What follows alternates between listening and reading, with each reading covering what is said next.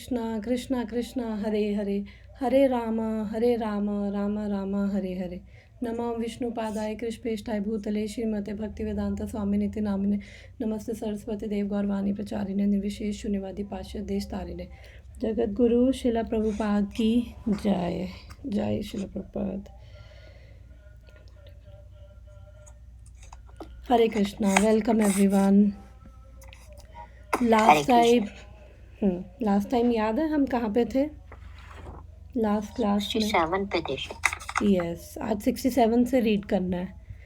तो मुझे जो ये सेक्शन चल रहा है अभी हमारा, कोई मुझे छोटी सी समरी दे पाएगा हम किस बारे में पढ़ रहे हैं, ताकि हम वापस ट्रैक के बारे में बिल्कुल बता रहे हैं। बिल्कुल बिल्कुल। तो ये जो सेक्शन है 54 से लेकर 71 तक, जो ये लास्ट पार्ट है चैप्टर 2 का, हम उस पे हैं। और हम अभी 66 तक पढ़ चुके हैं, 67 आज पढ़ेंगे। और ये कौन है स्थित प्रज्ञा? क्या मतलब है इसका, स्थित प्रज्ञा का? जो भक्ति में समभाव में रहता है कि हमारी रियल आइडेंटिटी क्या है, हम भूले हुए हैं, वो ऐसा भूलता नहीं है। ओके। और कोई? स्थित प्रज्ञा कौन है, क्या है, क्या मतलब है स्थित प्रज्ञा का?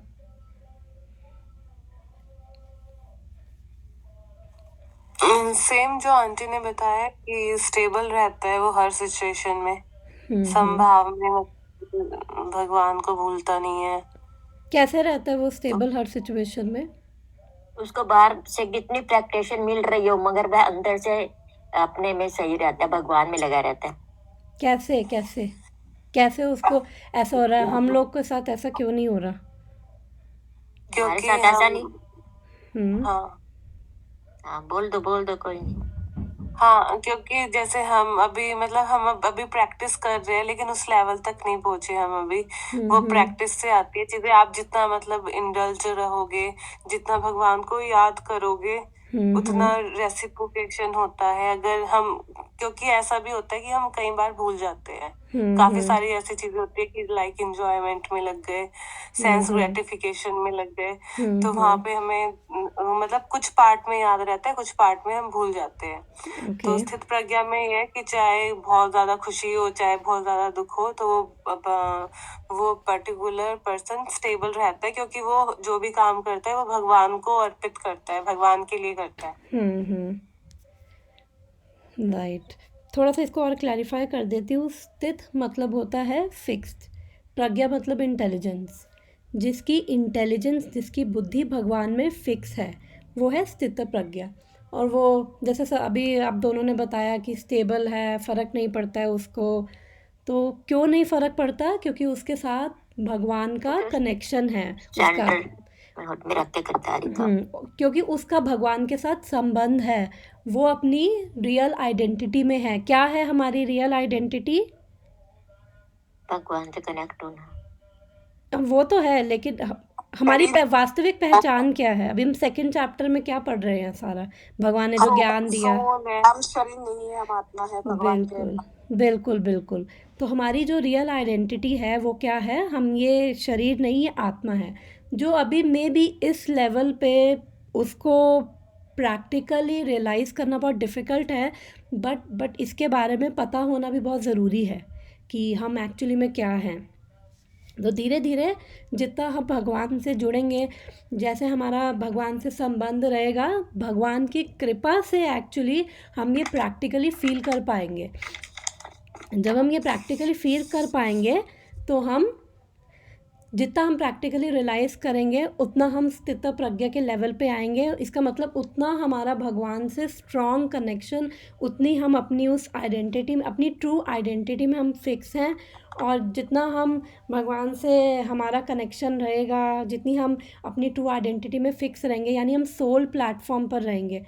जो लास्ट क्लास में मैंने बताया था difference, sole platform body platform में क्या डिफरेंस है। जितना हम तब हम जितना सोल प्लेटफॉर्म पे आएंगे, उतना हम क्या है कि सबको इक्वली देखेंगे। फिर हमें ज़्यादा फ़र्क नहीं पड़ेगा, हम सबको एज अ सोल ही देखेंगे। हम समझेंगे कि हम भी एक सोल है, हम भी एक आत्मा है और हम भी भगवान का अंश है, पार्ट एंड पार्सल हैं, वैसे ही बाकी के सब लोग भी हमें फिर वो उनके अंदर भी हमें कृष्ण नज़र आएंगे, उनके अंदर भी वो सोल नज़र आएगी जो भगवान का अंश है।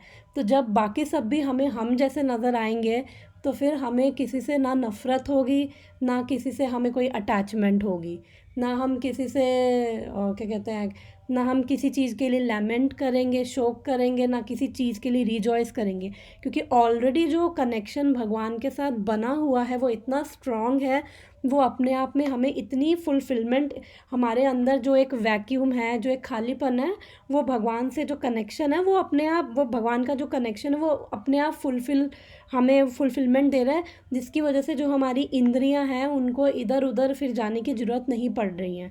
बिकॉज अभी क्या है कि हमारे अंदर खालीपन फील होता है, तो हम बड़े रेस्टलेस फील होते हैं, इसलिए आंखों को कुछ अच्छा देखना है, कानों को अच्छा सुनना है, जीभ को अच्छा खाना है, कुछ ना कुछ बोलना है, तो वो चीज़ें होती हैं। लेकिन जब भगवान से कनेक्शन होगा तो अपने आप वो फुलफिलमेंट आएगी। तो हम वापस से अपने उस सेक्शन पे चलते हैं। हम पूरा तो नहीं रिवाइज करेंगे, ये सेक्शन शुरू हुआ था 54 वर्स में। अर्जुन ने 4 क्वेश्चन पूछे थे, भगवान ने उसके आंसर दिए थे, जो हम बहुत बारी, ये सारे क्वेश्चंस जो हैं हम बहुत बारी इसके बारे में डिस्कशन कर चुके हैं, तो आज नहीं करेंगे। तो अभी हम हैं 64 से 71 के बीच में। हाउ डज़ ही वॉक के बारे में हम डिस्कस कर रहे हैं। वॉक का मतलब क्या है, वो अपनी सेंसेस को एंगेज कैसे कर रहा है, कैसे अपनी सेंसेस को लगा रहा है इधर उधर। ओके, तो हमने 59 तक तो भगवान ने अभी ये आंसर दिया था सिट का। फिर 62, 63, 61 में भगवान ने उसको बोला था कि बुद्धि मेरे में फ़िक्स करो। अभी जब भगवान उसको इससे पहले बता रहे थे, ये 39 से 53 में जब बुद्धि योगा बताया था, तो भगवान तब उसको कह रहे थे कि बुद्धि अपनी फ़िक्स करो, ये वो। 61 में भगवान ने साफ साफ बोला है मेरे ऊपर फ़िक्स करो। 62, 63 में भगवान ने ये बताया कि जो भगवान से नहीं जुड़े हुए हैं, जो भक्ति में नहीं हैं, जो कृष्णा कॉन्शियस नहीं है, उनका कैसे फॉल डाउन होता है। 62, 63 हम ये फॉल डाउन के प्रोसेस पढ़ चुके हैं। और 64 में जो हम अभी ये थीम पढ़ रहे हैं, बेसिकली हम यही पढ़ रहे हैं कि वो कैसे, जो स्थित प्रज्ञा है वो कैसे कर रहा है अपनी सेंसेस को एंगेज। ये मैंने रेड में लिखा हुआ है, with regulation and religious principles. तो रेगुलेशन का भी हमने डिस्कस किया था, क्या है रेगुलेशन, और रिलीजियस प्रिंसिपल्स क्या हैं, फटाफट कोई बताएगा। ये भी बहुत बड़ी हम डिस्कस कर चुके हैं, कैसे अपनी सेंसेस एंगेज करें। रेगुलेशन क्या है, भूल गए। वो सत्यता, पवित्रता, दया, तो ये 4 रेगुलेटिव प्रिंसिपल्स और हैं। 4 रेगुलेशन हुआ है, 4 रेगुलेटिव प्रिंसिपल्स, ये सारे हाँ, जो प्रभुपाद ने दिए हैं। जो सतगुण में आता है। बेसिकली 4 जब हम ये रेगुलेटिव प्रिंसिपल्स हैं, जो क्या है, नो इंटॉक्सिकेशन, किसी भी प्रकार की कोई नशा नहीं करना, नो मीट ईटिंग, अंडा मीट मछली कुछ भी नहीं, नो गैम्बलिंग, जुआ नहीं खेलना, और नो इलिसिट सेक्स, यानी कि कोई अवैध संबंध नहीं करना। तो इनसे क्या होता है, हम अपने आप को डिसिप्लिन कर पाते हैं जब हम ये प्रिंसिपल्स फॉलो करते हैं। और हमने ये लास्ट क्लास में डिस्कस किया था, धर्म के 4 पाँव हैं। तो अगर कोई अगर किसी को धार्मिक भी बनना है तो उसको ये 4 चीज़ें अपने जीवन में फॉलो करनी पड़ेगी, तभी वो रिलीजियस कहलाएगा। अदरवाइज़ वो इंसान के लेवल से भी नीचे है, वो एक जानवर के लेवल पे, अगर वो ये 4 चीज़ें नहीं कर पा रहा। और रिलीजियस प्रिंसिपल्स क्या हैं, ये बेसिकली डूज़ और डोंट्स हैं। डूज़ क्या है कि जो 9 प्रोसेसेस ऑफ भक्ति है हमारे, कोई बताएगा क्या है 9 प्रोसेसेस ऑफ भक्ति। वो कीर्तन, श्रवणम, कीर्तनम, विष्णु स्मरणम। 4th क्या है, पाद सेवनम, यानी कि serving the lotus feet of lord. 5th reading, अर्चनम यानी डेटी वर्शिप, भगवान की वो डेटी वर्शिप करना। सिक्स्थ, वंदनम, वंदनम यानी प्रार्थना करना। सेवंथ, दास्यम, या जैसे हनुमान जी थे, दास भाव में भगवान की सेवा करना। और उसके बाद एट्थ, सख्यम, साख्यम यानी कि एक फ्रेंड की तरह, जैसे अर्जुन था। और नाइन्थ क्या है, आत्मनिवेदनम यानी कि कंप्लीट सरेंडर। तो ये 9 प्रोसेसेस हैं भक्ति के। अगर हमें भक्ति करनी है तो अगर हम ये 9 चीज़ें कर, ये 9 प्रोसेसेस में हमें लगना पड़ेगा। तो इसमें सबसे पहला क्या है, श्रवणम, श्रवण करना यानी कि सुनना। और सुनना सबसे इम्पॉर्टेंट है, बिकॉज जब हम सुनते हैं तो हमें अट्रैक्शन डेवलप होता है भगवान के लिए। बिना सुने 16 माला भी नहीं कर पाएंगे, ये 4 नियम का फॉलो भी नहीं कर पाएंगे, बिना सुने हर चीज़, इवन ये भगवत गीता भी नहीं पढ़ पाएंगे जब तक हम भगवान के बारे में सुनेंगे नहीं। फिर सुनने के साथ साथ क्या करना है, चैंटिंग, कीर्तनम करना है।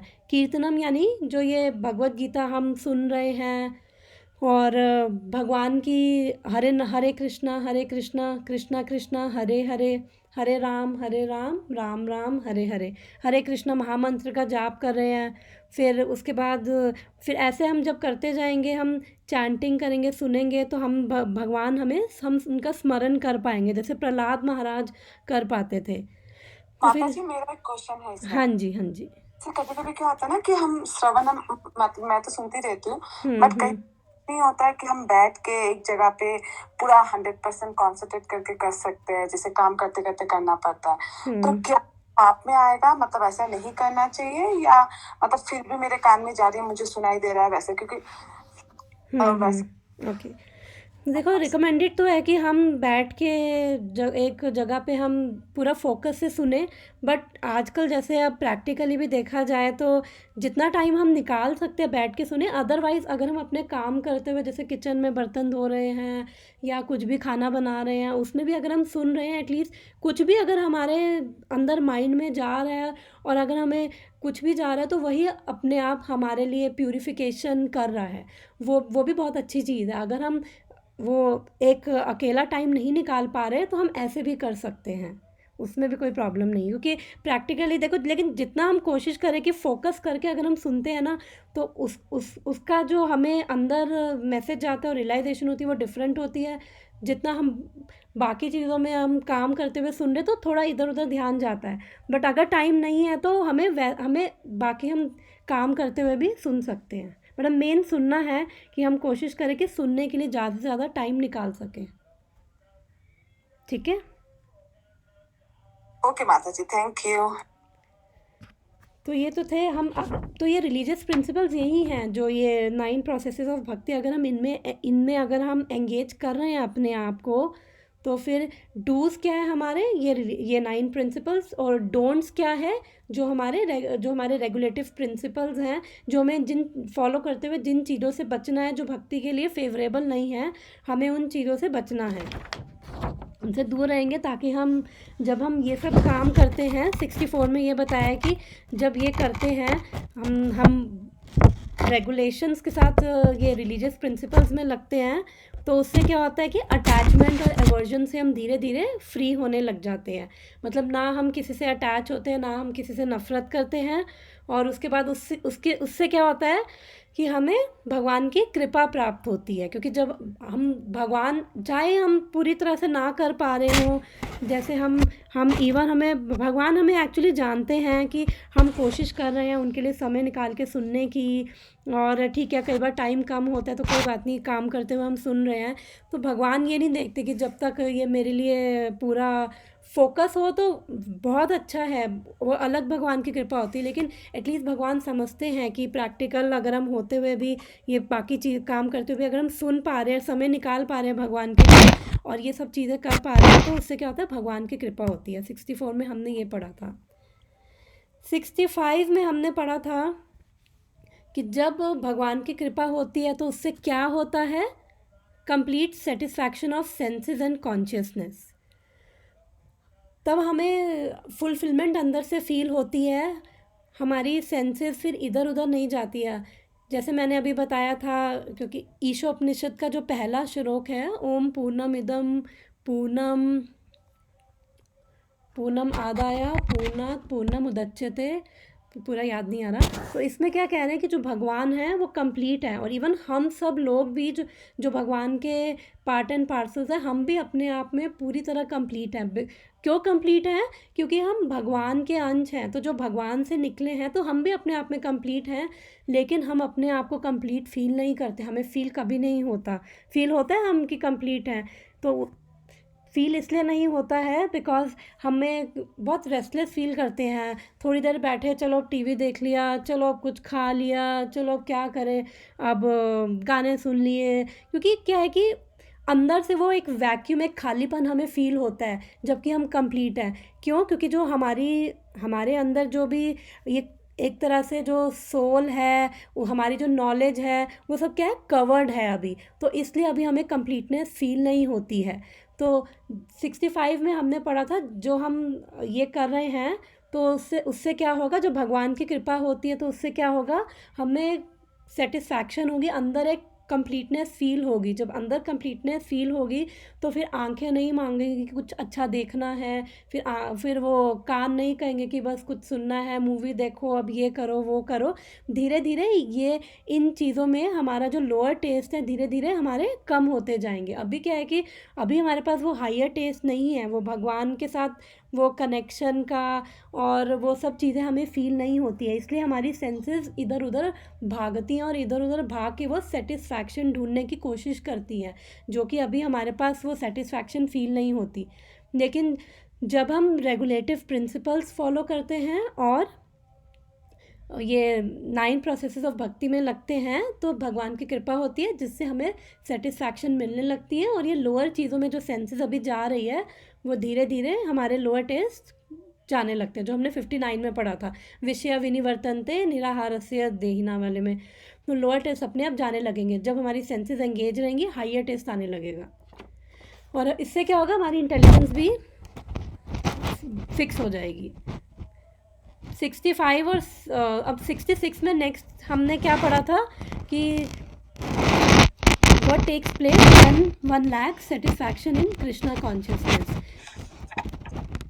और अब हम 67 में पढ़ेंगे कि अगर हमारी सेंसेस रेगुलेटेड नहीं है कृष्णा कॉन्शियसनेस से तो तब क्या होता है। तो हम वापस अपने श्लोक पे आते हैं।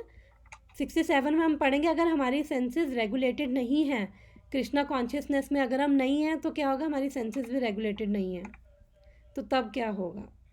Chapter 2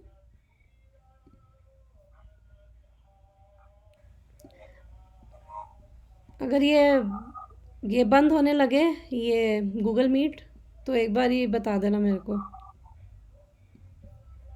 67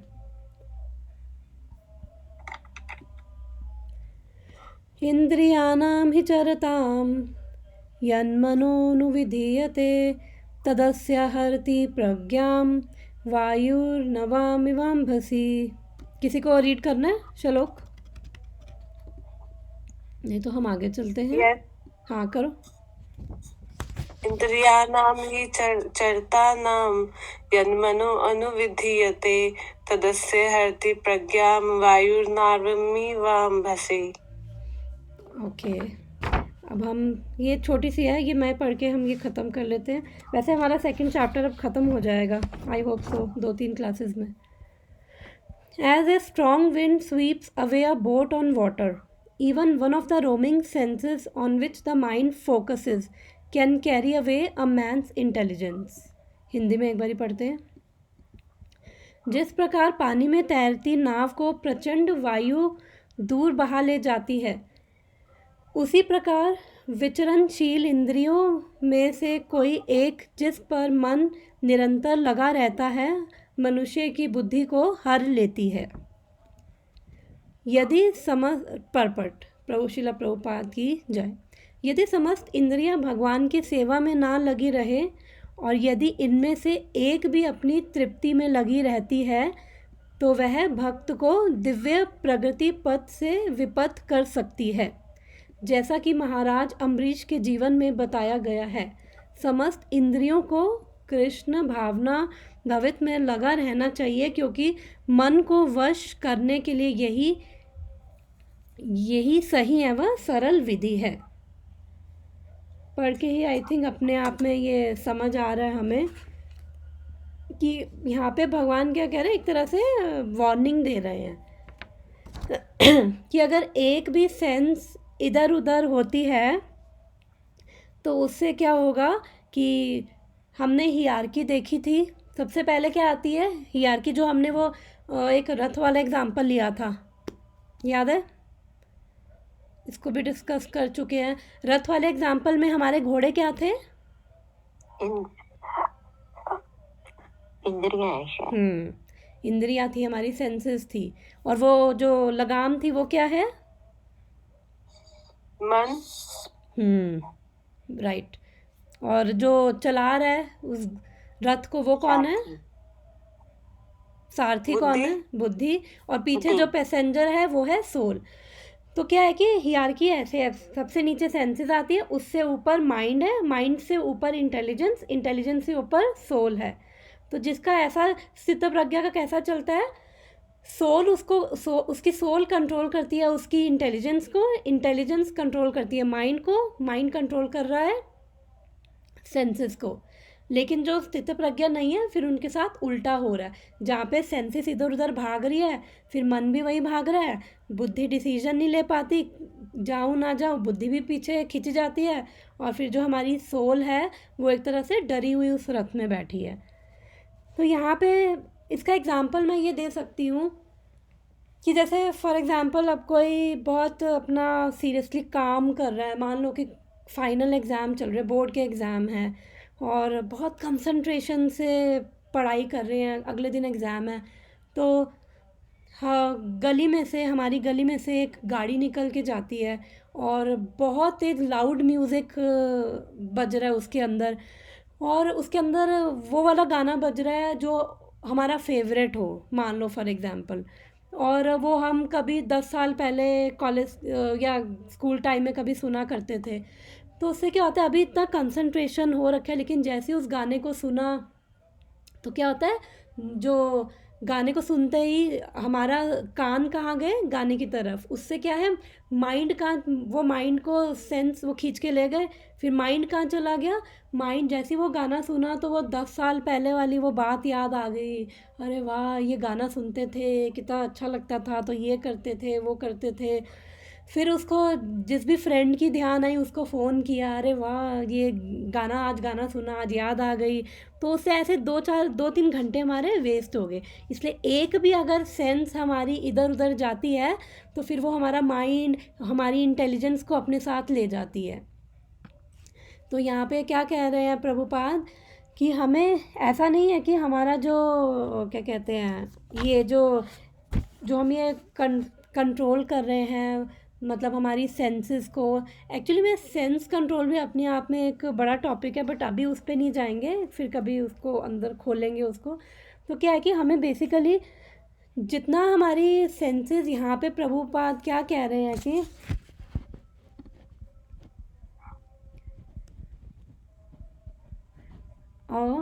even one of them engaged in sense gratification can deviate the devotee from the path of transcendental advancement। मतलब एक भी सेंस अगर इधर उधर गई तो हमें वो हमारी मन और बुद्धि को खींच के ले जाएगी। तो हमें क्या है, हम कंट्रोल नहीं कर सकते हैं अपनी माइंड को, और हमें हमारी सेंसेस को हमेशा कुछ ना कुछ चाहिए है, क्योंकि इंद्रियां हैं, और मतलब वो लोग ज़ॉम्बी होंगे जिनके अंदर बिल्कुल ही कुछ नहीं होगा। इवन जो स्थित प्रज्ञा है उसकी भी इंद्रियां लगी हुई हैं, कहीं ना कहीं लगी हुई हैं, तो इंद्रियों को कहीं ना कहीं उनको कुछ ना कुछ चाहिए ही है, लेकिन स्थित प्रज्ञा की कहाँ लगी हुई है, उनके भगवान में लगी हुई है। तो ऐसे ही जो स्थित प्रज्ञा नहीं है, या जो प्रैक्टिसिंग डिवोटी हैं, या फिर जो बिल्कुल भगवान से भी नहीं जुड़े हुए हैं, एटलीस्ट प्रैक्टिसिंग डिवोटीज़ हैं, वो कुछ रेगुलेशन से थोड़ा सा उनके अंदर रेगुलेशंस वगैरह होती हैं, जिनसे वो एटलीस्ट जब अपनी सेंसेस को एंगेज करते हैं तो उन काफ़ी हद तक वो अपनी सेंसेस को कंट्रोल कर पाते हैं। लेकिन जो बिल्कुल भी भक्त नहीं है, फिर उनके लिए बहुत मुश्किल होता है, वो बिल्कुल रेस्टलेस फ़ील करते हैं, फ्रस्ट्रेशन फ़ील होने लग जाती है, क्या है, क्या करें, वेले बैठे हुए हैं, क्योंकि अंदर वो खालीपन फ़ील होने लग जाता है। जब अंदर खालीपन फ़ील होने लगेगा तो कुछ ना कुछ तो फिर करना ही है। तो जो भक्त होगा फिर उसको पता है कि कैसे एंगेज करनी है। तो ये जो है सेंसेस को एंगेज करना, ये कोई वन टाइम प्रोसेस नहीं है, ये तो मोमेंट टू मोमेंट प्रोसेस है, ये तो चलता ही रहेगा। डेली हम उठते हैं, हमें अपने आप को फिर वॉच करना है, अपने आप को ऑब्जर्व करना है, आप क्या कर रहे हैं।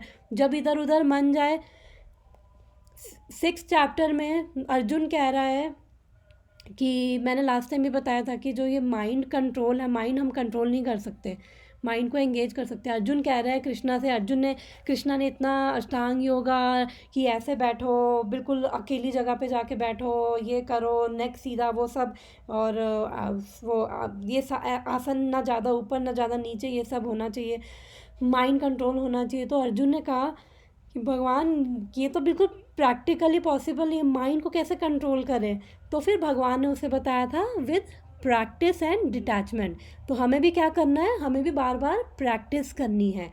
जितना हम एंगेज करने की कोशिश करेंगे, प्रैक्टिस करेंगे, उतना ही हमारे अंदर डिटैचमेंट आती जाएगी। और जैसे जैसे भगवान में जितना हमारी सेंसेस भगवान की सेवा में लगेंगी, उससे क्या है, हमारे लोअर टेस्ट अपने आप जाते जाएंगे और हम एक हाइयर टेस्ट का मतलब क्या होता है, हमने लोअर टेस्ट हाइयर टेस्ट पढ़े थे, इसका क्या मतलब है, higher test lower test. Higher का मतलब है कि भगवान में ज्यादा रुचि आएगी और वो भौतिकता पीछे चली जाएगी। हाइयर टेस्ट का मतलब है कि हमें वो एक स्पिरिचुअल फुलफिलमेंट फील होने लग जाएगी, वो एक स्पिरिचुअल ब्लिस फील होने लग जाएगी। क्योंकि जब हमारा, जैसे किसी का पेट भरा हो, उसके आगे 56 भोग भी रखे हों, तो वो उसको मुंह भी नहीं मारेगा। ऐसे ही जब अंदर से हमारे को, जब भगवान से हम जुड़ते हैं ना, तो अंदर से हमें बहुत ब्लिसफुल, भगवान कौन है, सत चित आनंद, तो भगवान आनंदमय हैं, तो हम भी आनंद फील करने लग जाते हैं। तो अभी हम आनंद इन चीज़ों में ढूंढ रहे हैं, कभी टीवी देख लिया, कभी ये कर लिया, कभी वो कर लिया।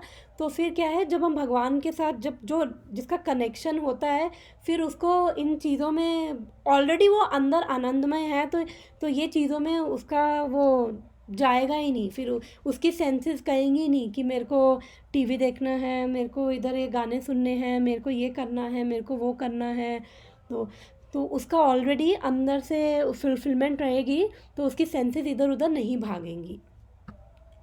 यहाँ पे अम्बरीश महाराज का एग्जाम्पल दिया हुआ है, तो हम पीछे भी पढ़ के आए थे, जो अम्बरीश महाराज थे, कि कैसे उन्होंने अपनी हर सेंसेस को एंगेज कर रखा था। और हमने इवन अम्बरीश महाराज और वो दुर्वासा मुनि का स्टोरी भी पढ़ी थी, कि जो दुर्वासा मुनि थे, वो वर्ण और आश्रम दोनों में अम्बरीश महाराज से ऊपर थे दुर्वासा मुनि, लेकिन उसके बावजूद भी, बिकॉज अम्बरीश महाराज थे, उन्हें वो पूरी तरह से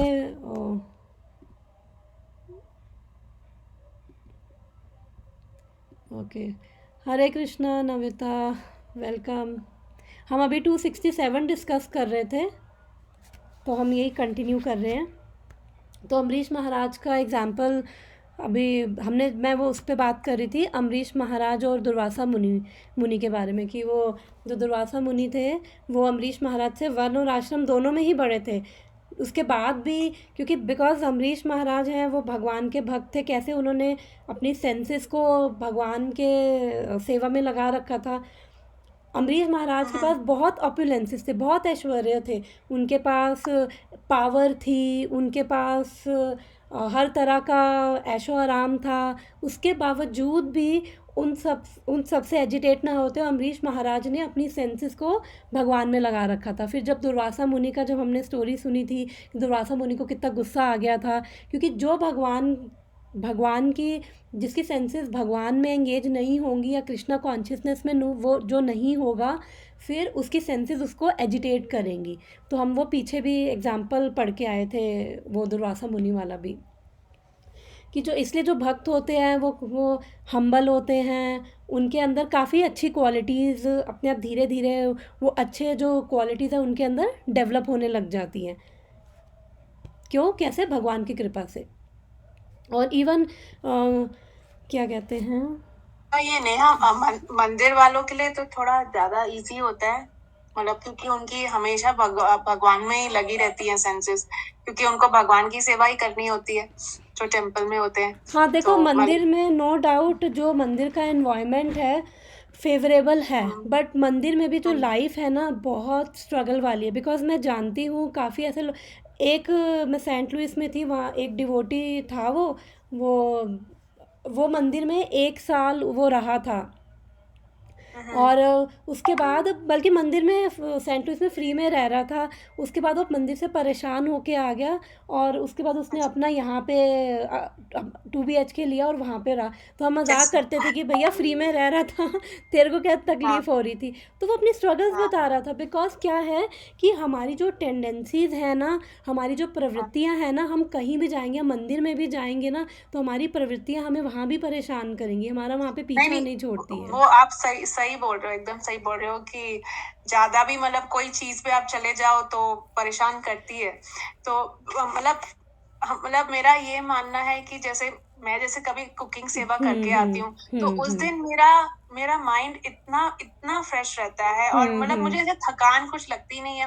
तो ऐसे मुझे बीच में ख्याल आ रहा था कि क्यों ना जैसे हम लोग जॉब पे जाते हैं 9 to 5, तो ऐसे जॉब पे चले जाओ मंदिर की सेवा करने और आओ। बट बिल्कुल ऐसे बिल्कुल, तो हाँ नहीं वो पॉसिबल है, वो डेफिनेटली वो है, क्योंकि जो मंदिर का जो एक एनवायरनमेंट है वो फेवरेबल है, जो वाइब्रेशंस हैं, और फिर जब हम भगवान की सेवा में लगते हैं ना, तो कहीं ना कहीं अंदर सेटिस्फैक्शन फील होने लगती है हमें। तो मैं इनको अभी यही बता रही थी कि अभी तुम्हारे आने से पहले कि हम यही डिस्कस कर रहे थे क्यों हमारी सेंसेस इधर उधर जाती हैं, क्योंकि अंदर से एक खालीपन, एक वैक्यूम हमें फील होता है। तो जब वो वैक्यूम फील होता है तो हम रेस्टलेस फील करते हैं, तो हमें कुछ ना कुछ चाहिए होता है। या तो फिर आंखों को चाहिए कि भैया खाली बैठे हैं और क्या करें, या तो टीवी देखें, क्योंकि अंदर हमारे अंदर इतना शोर है ना, हम उसको हैंडल नहीं कर पाते हैं। तो इस वजह से उस शोर को हम सप्रेस करने के लिए, दबाने के लिए हमारी सेंसेस को ना इधर उधर लगना पड़ता है कि कभी टीवी देख लिया, कभी गाने सुन लिए, कभी ये कर लिया, कभी गप्पे मार ली, क्योंकि वो अंदर से इतना खालीपन फील होता है। तो हम अभी यही डिस्कस कर रहे थे कि जो स्थिता प्रज्ञा है उसका ऑलरेडी जो भगवान से कनेक्शन है, उसकी वजह से उसको फुलफिलमेंट इतना मिल रहा होता है। तो क्या होता है, जब हम भगवान की सेवा में लगते हैं ना, तो हमें वो थोड़ा बहुत टेस्ट फील होने लगता है। तो डिपेंडिंग ऑन जितनी हमारी कॉन्शियसनेस उस सेवा में ऑब्जर्व्ड है, उतना हमें वो थोड़ा थोड़ा वो ना भगवान बीच बीच में हमें ना झलकी देने लगते हैं। लेकिन चक्कर क्या है, वो बिल्कुल डेफिनेटली 100% ट्रू है कि मंदिर के अंदर रह के सेवा करना और बाहर जाके हम बाहर बैठे मंदिर में, यार 4 बजे उठोगे और 4 से 6 माला ख़त्म हो गई, अपनी 16 माला ख़त्म, फिर तुलसी आरती, फिर सब ख़त्म, फिर लेक्चर सुन लिया, फिर प्रसाद खाया, इधर उधर सेवा में लग गए। जैसे वृंदावन जाते हैं तो हम यही करते थे, 4 से 6 ख़त्म, अपनी माला भी ख़त्म, फिर वहाँ पे सेवा में लग गए, दिन का पता ही नहीं चलता।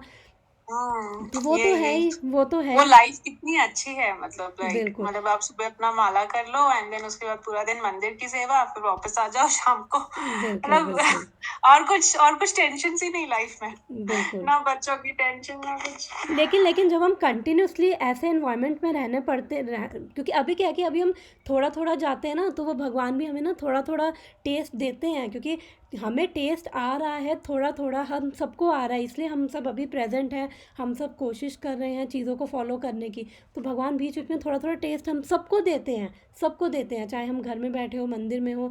लेकिन क्या है कि अगर हम कंटिन्यूसली उस एनवायरनमेंट में रहे, तो क्या है कि हमारी टेंडेंसीज अंदर है ना, हमें वो परेशान। अब मैं मान लो कि मैं सोचती हूँ मंदिर की लाइफ बहुत अच्छी, लेकिन अगर मैं 6 महीने वहीं हफ्ता वहाँ पे रह के आऊँगी ना, उसके बाद अगर टेंडेंसीज पे मैं नहीं, अपनी जो प्रवृत्तियाँ हैं मैं उनको नहीं ओवरकम करूँगी, तो फिर वो मुझे मंदिर में भी परेशान करेंगी। इसलिए भगवान ने हमें गृहस्था में रहते हुए भी हम ये सब चीज़ें कर सकते हैं। नो डाउट मंदिर में वो ज़्यादा फेवरेबल है, बट हमें जब हम अपनी टेंडेंसीज को ओवरकम करते हैं, तो अगर हम घर में भी बैठे होंगे ना, हमारा घर भी हमें मंदिर जैसा ही फील होने लग जाएगा, हमें लगेगा ही नहीं हमें अपना घर का काम करना, इवन क्योंकि भगवान ने हमें गृहस्थ बनाया है, तो गृहस्थ में रहते लेकिन हुए नेहा आप डिवोटीज के साथ काफी एसोसिएट कर लेते हो, जैसे आप फोन पे भी बात ऑब्वियसली कर लेते हो एवरीडे, तो आप कर पा रहे हो, तो आप ये सेंसेस को कंट्रोल कर पा रहे ऐसा हो। कुछ नहीं लेकिन है, अगर आप ऐसा कुछ नहीं है। हम सब एक लेवल पे हम सब प्रैक्टिस कर रहे हैं, हम सब कोशिश कर रहे हैं एक दूसरे की हेल्प से करने की, एक दूसरे से सीख रहे हैं। तो ये एक ऑनगोइंग प्रोसेस है, ये ऐसा नहीं है कि कंट्रोल कर लिया है वो नहीं है। ये मैं अभी इनको यही बता रही थी, ये जो सेंसेस जो हमारे यहाँ ना, ये मोमेंट टू मोमेंट प्रोसेस है, ये वन टाइम प्रोसेस नहीं है, और ये लाइफ लॉन्ग चलेगा। ये कब तक चलेगा? जब तक ये शरीर में आत्मा है, ये तब तक चलेगा।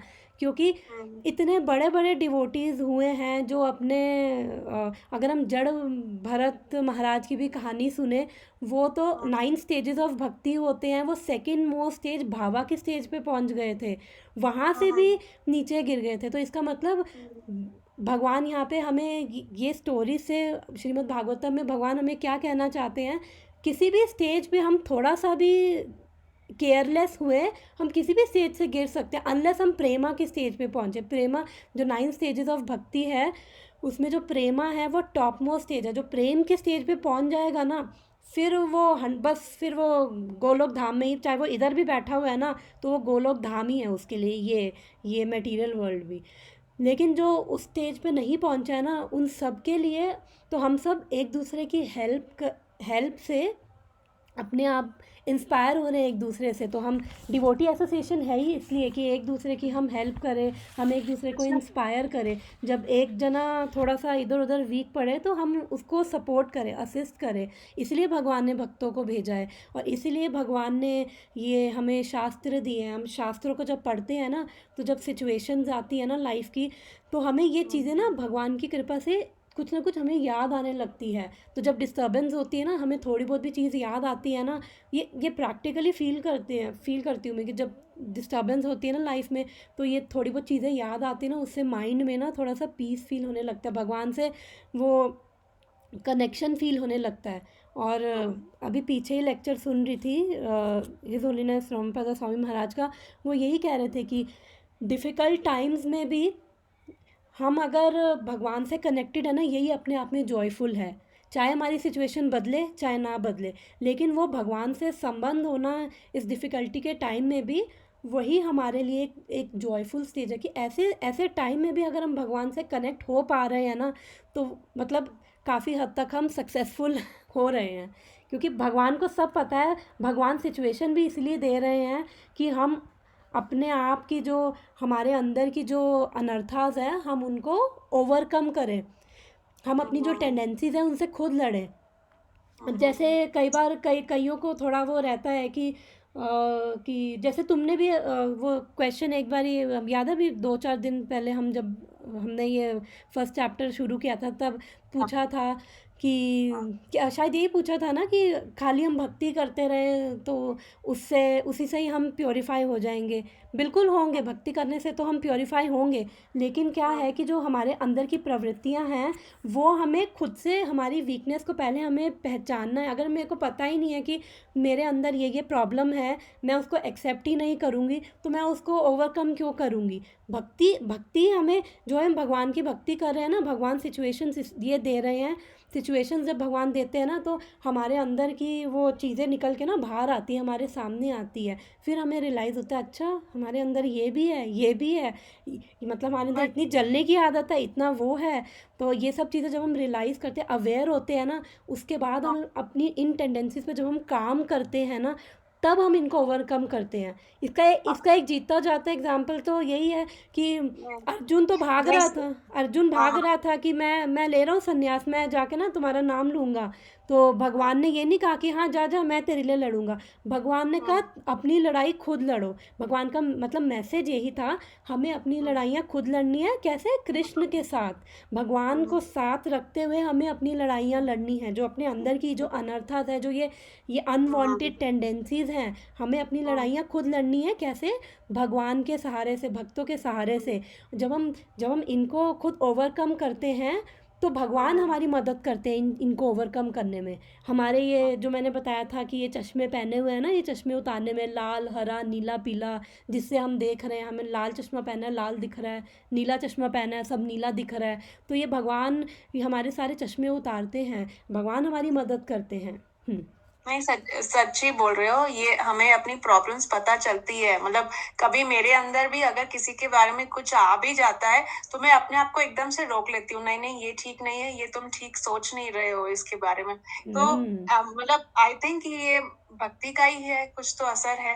बिल्कुल है, बिल्कुल है, क्योंकि जब हम हमेशा ये इस्कॉन में एग्जाम्पल सुनते हैं कि हरि नाम क्या करता है, जैसे एक बंद कमरा है, उसमें झाड़ू इतने दिनों से, ये इतने दिनों नहीं, सॉरी, इतने जन्मों से, इतने करोड़ों सालों से ये कमरा बंद है हमारा, जो ये प्रवृत्तियाँ हमारे अंदर बैठ गई हैं। तो क्या जब ये हरि नाम झाड़ू लगाता है ना, तो हमारी ये प्रवृत्तियाँ ना, ये धुआं ऊपर उठता है ना, तो हमें ना बहुत अनकंफर्टेबल फील होता है, हमें बहुत प्रॉब्लम होता है कि अरे ये सब क्या हो रहा है। तो यही सब शुद्धिकरण है। जब हम ये सब चीज़ें रियलाइज़ करते हैं ना अपने अंदर, तो हम उनको पहचान पाते हैं, उनको पहचान पहचान कर जब उन पे काम करते हैं ना, तब भगवान की कृपा से हम भगवान से, अगर हमें नहीं भी रियलाइज़ होता कि हमारे अंदर क्या प्रॉब्लम है, तो भी हम भगवान से प्रार्थना कर सकते हैं कि भगवान, मेरे को लगता है मेरे अंदर कोई प्रॉब्लम नहीं है। अगर ऐसी भी किसी की स्टेज है तो भी कोई प्रॉब्लम नहीं, तो भी हम भगवान से प्रार्थना करें।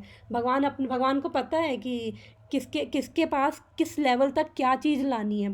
और अभी हम सबकी लाइफ में जो सिचुएशन है, बिल्कुल परफेक्ट सिचुएशन है, चाहे अच्छी है चाहे बुरी है। बिकॉज अगर सिचुएशन ठीक नहीं भी है ना, वो भी केवल भगवान की कृपा के कारण है कि हम उन सिचुएशंस में भी, वो एक रामपद स्वामी महाराज बोलते हैं कि ऐसी सिचुएशंस में, जब हमारी डिफ़िकल्ट सिचुएशंस हो ना, तब भी हमें भगवान से प्रार्थना करनी चाहिए कि भगवान की कैसे, how do I connect to you, कैसे अब कनेक्ट हो। क्योंकि जब हमारी सिचुएशंस ख़राब होती हैं तो बहुत डिफ़िकल्ट होता है, हमारा नाम लेने का मन नहीं करता है, कुछ शास्त्र पढ़ने का मन नहीं करता है। तो हम तब भी भगवान से प्रार्थना करें कि भगवान आप हमें इंटेलिजेंस दो कि हम आपसे अब भी कनेक्ट हो सके, और आप प्लीज़ हमें इंटेलिजेंस दो कि हम वो करें जिससे आपको प्रसन्नता मिले ऐसी सिचुएशन में भी। तो वही अपने आप में फिर भगवान हमें स्ट्रेंथ देते हैं कि कैसे हम उनसे कनेक्ट हो, कैसे उस सिचुएशन को हम भगवान की कृपा के रूप में देखें और उस सिचुएशन को हम ओवरकम करें भगवान की कृपा से, भक्तों की कृपा से। तो ये सेट ऑफ सिचुएशंस है लाइफ में, केवल सिचुएशंस आ रही हैं भक्तों के ऊपर। जो महाराज यही कह रहे थे, भक्तों के ऊपर जो है कभी कर्मा नहीं काम करते, उनके बुरे कर्म नहीं आते, भक्तों के ऊपर ये भगवान देते हैं कि वो शुद्ध हो, वो प्यूरिफाई हो। जब हम अपनी टेंडेंसीज़ को, जो भी अनवांटेड थिंग्स है, जब उनको पहचानेंगे, उन पे काम करने की कोशिश करेंगे भगवान की कृपा से, तो ही हम उनको जीत पाएंगे। अगर मैं मानूंगी ही नहीं, मैं एक्सेप्ट ही नहीं करूँगी, मैं तो बिल्कुल सही हूँ, मेरे अंदर तो कुछ भी नहीं है, मेरे अंदर ना मैं किसी से, मेरे अंदर मैं बिल्कुल परफेक्ट हूँ, तो फिर मैं कभी अपने आप को नहीं ठीक कर पाऊँगी। जब मेरे अंदर वो तो ईगो हो गया ना, ईगो हो गया किसी को राइट, फिर मैं एक्सेप्ट ही नहीं कर रही ना, तो फिर उस केस में भक्ति भी कुछ नहीं कर पाएगी।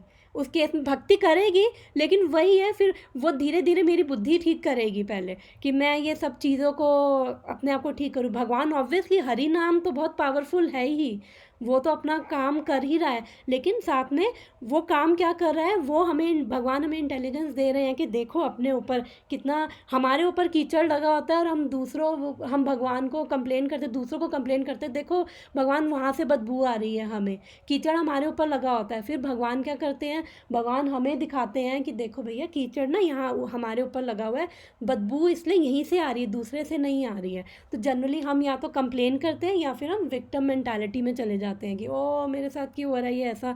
तो भगवान हमें दिखाते हैं, फिर भगवान हमारा वो पानी डालते हैं, फिर भगवान हमें मदद करते हैं। और जैसे एक माँ होती है, अगर एक बच्चा कीचड़ में भी अगर पूरा लगा हो, माँ कभी भी वो उसको उठाने में कभी भी वो नहीं कहेगी छी बदबू आ रही, मैं नहीं उठा रही। ऐसे ही भगवान कभी भी हमें उठाने में, भगवान इतने दयालु हैं कि भगवान तब भी हमें उठाते हैं, तब भी हमें बोलते हैं कि हमें दिखाते हैं कि कीचड़ ये है। जब हमें पता है कि कीचड़ ये है तो फिर ये साफ़ करो। भक्ति यही काम कर रही है। जब हमारा वो लेवल हो जाएगा, जब ये कीचड़ हट जाएगा, हम देख पाएंगे कि हम सचमुच में भगवान के अंश हैं, और सचमुच में जो मैं सोल प्लेटफॉर्म की पिछली हमने क्लासेस में 2-3 क्लासेस में बात करी थी, आइडेंटिटी क्राइसिस, स्थितप्रज्ञा, और हमने ना वो एनालिसिस वो एक किया था डाइसेक्शन स्थितप्रज्ञा और एक नॉर्मल में आइडेंटिटी क्राइसिस, अलग अलग आइडेंटिटी का वो सब किया था। तो उस केस में फिर वो अलग अलग आइडेंटिटीज़ स्थितप्रज्ञा की अपनी अलग अलग आइडेंटिटीज़ उससे सब हट जाती है, फिर वो देख पाता है क्लियरली मैं तो भगवान का अंश हूँ। फिर वो हर काम को एज अ भगवान की सेवा कर पा रहा है, चाहे वो ऑफिस जा रहा है, चाहे वो घर बैठ के खाना बना रहा है, चाहे वो मंदिर में पुजारी सेवा कर रहा है, चाहे वो मंदिर का टॉयलेट साफ़ कर रहा है, या चाहे वो घर में बैठ के झाड़ू मार रहा है। वो हर सिचुएशन में भगवान की कृपा को फील कर पा रहा होता है, चाहे मंदिर में बैठा हो चाहे घर में बैठा हो। मतलब आप जो भी काम करो आप भगवान के लिए करो, आपका कॉन्शियस वही होना चाहिए कि हाँ, मैं अगर घर का साफ सफाई कर रही हूँ तो मैं भगवान के लिए कर रही हूँ, अगर बिल्कुल कुकिंग कर रही हूँ तो घर भगवान के लिए कर रही हूँ। तो बिल्कुल आई थिंक वो कॉन्शियस वो मेन कॉन्शियसनेस है। एक्टिविटीज़ तो हम सबकी डिफरेंट हो सकती है, लेकिन कॉन्शियसनेस मेन है। कॉन्शियसनेस हाँ वैसे आनी चाहिए। तो मैंने इनको मतलब बताया था लास्ट क्लास में कि जनरली वो कॉन्शियसनेस भी हमारे लिए मुश्किल हो जाती है। अरे उस कॉन्शियसनेस को भी कैसे लेकर आए, तो हम एक छोटे बेबी स्टेप से शुरुआत कर सकते हैं। अगर हम किचन में घुसते हैं तो हम बोले हे कृष्ण ये रसोई आपको समर्पित। अगर हम ऑफिस में जाते हैं, लैपटॉप खोलते हैं, तो हम कृष्ण को ये बोल सकते हैं कि हे कृष्ण ये काम आपको समर्पित। तो मतलब हम बेबी स्टेप ऐसे ले सकते हैं, क्योंकि वो कहना, वो कॉन्शियसनेस में करना वो बहुत थोड़ा सा डिफ़िकल्ट लगता है कभी कभी। तो बेटर मतलब हम इसलिए बेबी स्टेप्स क्या ले सकते हैं, हम हर जो भी काम करें हम अपने आप को बार बार रिमाइंड करवाते रहे। अगर हम 10 काम कर रहे हैं उसमें से हम 5 में भूल गए, कोई बात नहीं। अगर हम ये रियलाइज़ हो रहा है ना कि अरे हम 5 में तो भूल गए थे, वो भी एक अचीवमेंट अपने आप में। फिर हम जब ये कांस्टेंट प्रैक्टिस से आएगा, हम कांस्टेंट प्रैक्टिस से हम अपना बेबी स्टेप्स लेते रहें। कोई आ रहा है जा रहा है या टाइम ख़त्म हो रहा है इसका? ओके, प्रैक्टिस दिखा रहा है। 10 मिनट्स दिखा रहा है, ठीक है। तो 5 मिनट्स और कर लेते हैं डिस्कशन। तो ये श्लोक का तो हो गया, हम ये छोटा सा और ले लेते हैं 10 मिनट का, ये भी छोटा सा ही है। फिर उसके बाद बाकी डिस्कशन नेक्स्ट वीक करेंगे। मतलब ओके है अगर हम ये श्लोक लें? ओके है, ओके चलेगा हाँ सबको? हाँ ओके ओके 268 तस्माद्यस्य महाभावो निगृहीतानि सर्वशः इन्द्रियाणीन्द्रियार्थेभ्यः तस्य प्रज्ञा प्रतिष्ठिता। किसी को श्लोक पढ़ना है? मैं ट्राई कर सकती हूँ, हाँ करो, बट अगर रॉन्ग हुई तो मुझे बताना कोई प्लीज। प्रॉब्लम नहीं। तस्मात् यस्य महाबाहो निग्रहीतानि सर्वशः इन्द्रियाणीन्द्रियार्थेभ्यः तस्य प्रज्ञा प्रतिष्ठिता। Very good. ये पढ़ लेती हूँ। Therefore, O mighty armed one whose senses are restrained from their objects is certainly of steady intelligence। Hindi में पढ़ लेते हैं एक बारी। अब इसमें भगवान क्या कर रहे हैं? अब इसमें भगवान ग्लोरीफाई कर रहे हैं किसको? जो अब अपनी सेंसेस को रिस्ट्रेन कर पा रहा है, रिस्ट्रिक्ट कर पा रहा है, उसको भगवान ग्लोरीफाई कर रहे हैं। अतः हे महाभाव, जिस पुरुष की इंद्रियां अपने अपने विषयों से सब प्रकार से विरत होकर उसके वश में है, उसी की बुद्धि निसंदेह स्थिर है। हिंदी में पढ़ते हैं। कृष्णा भावनामृत के द्वारा या सारी इंद्रियों को भगवान की दिव्य प्रेमा भक्ति में लगाकर इंद्रिय तृप्ति की बलवती शक्तियों को दमित किया जा सकता है। जिस प्रकार शत्रुओं का दमन श्रेष्ठ सेना द्वारा किया जाता है, उसी प्रकार इंद्रियों का दमन किसी मानवीय प्रयास के द्वारा नहीं। आई थिंक ये कितना टाइम रह गया? 8 मिनट्स। ओके 8 मिनट्स है। Okay 8 minutes. मानवीय प्रयास के द्वारा नहीं, अपितु उन्हें भगवान की सेवा में लगाए रखकर किया जा सकता है। जो व्यक्ति यह हृदयंगम कर लेता है कि कृष्ण भावनामृत के द्वारा बुद्धि स्थिर होती है और इस कला का अभ्यास प्रामाणिक गुरु के पथ प्रदर्शन में करता है, वह साधक अथवा मोक्ष का अधिकारी कहलाता है। ओके 268 पीपीटी में मैंने कुछ बनाया है। 267 हम पढ़ चुके हैं। और 267 में एक और एग्जांपल भी है शिला हरिदास ठाकुर का भी, कि उनकी सारी मतलब पूरी तरह से सेंसेस उनकी भगवान में फिक्स थी, और वो कम से कम 3 लाख नाम जाप डेली किया करते थे। तो आई थिंक प्रॉस्टिट्यूट वाली कहानी सबको पता है। तो प्रॉस्टिट्यूट के आने पर भी इतनी सुंदर थी वो शिला हरिदास ठाकुर, बिल्कुल भी एजिटेट नहीं हुए, विचलित नहीं हुए। वो फिर भी भगवान की कृपा से हरि नाम में लगे रहे, और इवन वो प्रॉस्टिट्यूट को भी उन्होंने भक्त बना दिया था। 268। अब यहाँ पे किसकी बात कर रहे हैं? स्थित प्रज्ञा की। ओके, अब यहाँ पे जो मेन चीज़ है वो क्या है? One who has understood this, that only by Krishna consciousness one is really established in intelligence, and that one should practice this art under the guidance of bona fide spiritual master, is called a sadhaka. Basically sadhaka कौन है? जो भी कोशिश कर रहे हैं ये सारी इंस्ट्रक्शंस फॉलो करने की, वो सारे साधका लेवल पे हैं। हम सब साधका ही हैं, हम सब कोशिश कर रहे हैं कि हम सब कृष्णा कॉन्शियसनेस प्रैक्टिस कर रहे हैं। जो भी इंस्ट्रक्शंस हैं शिला प्रभुपाद की, हमारे गुरु की, भक्तों की, हम सब वो फॉलो करने की कोशिश कर रहे हैं। क्योंकि क्यों कोशिश कर रहे हैं हम ये करने की?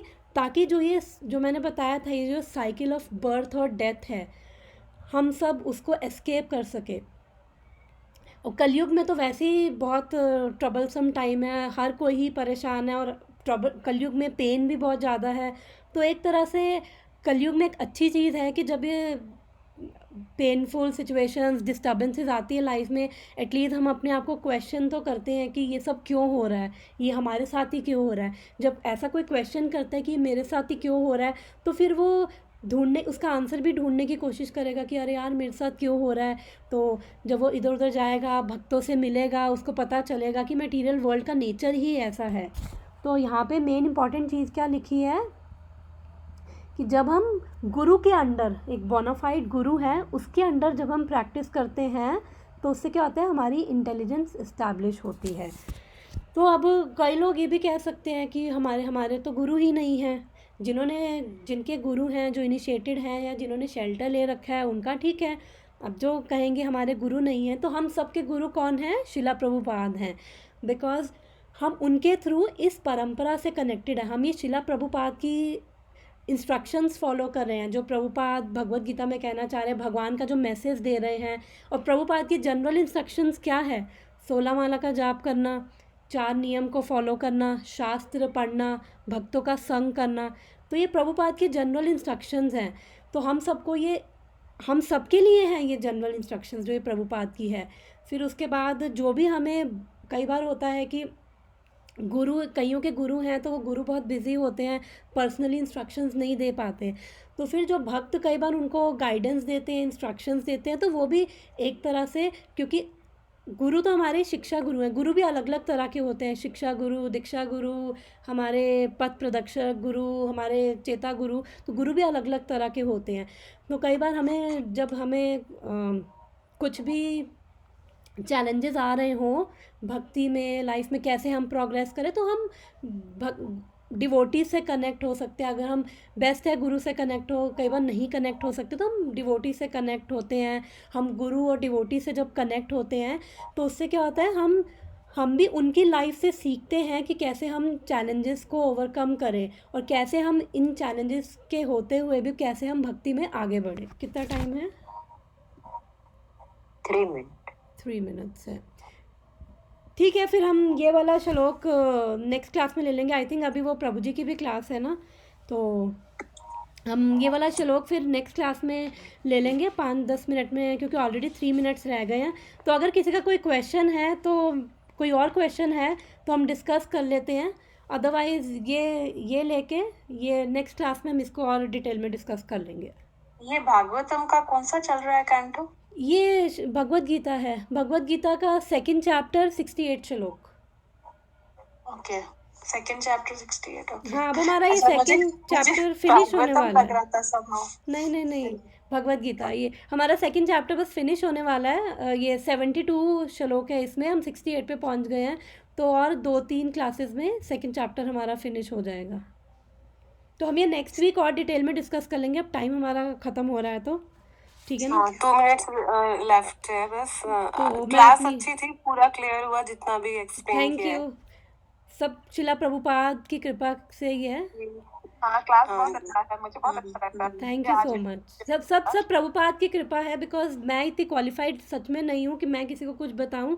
जो मैंने सीखा है बस वही थोड़ा सा आगे पास करी हूँ, बाकी सब शिला प्रभुपाद और गुरुदेव की कृपा है कि जो थोड़ी सी प्रेरणा मिलती है कि ये मैं सेवा कर सकूँ। और थैंक यू मेरी सेवा में कंट्रीब्यूट करने के लिए, ज्वाइन करने के लिए। Thank you so thank much. You, Hare thank you, Krishna. Hare 5 Krishna. Minute is left. Time निकाल के हमारे लिए क्लास करने के लिए थैंक यू सो और मच, क्या। Thank you, thank you, Hare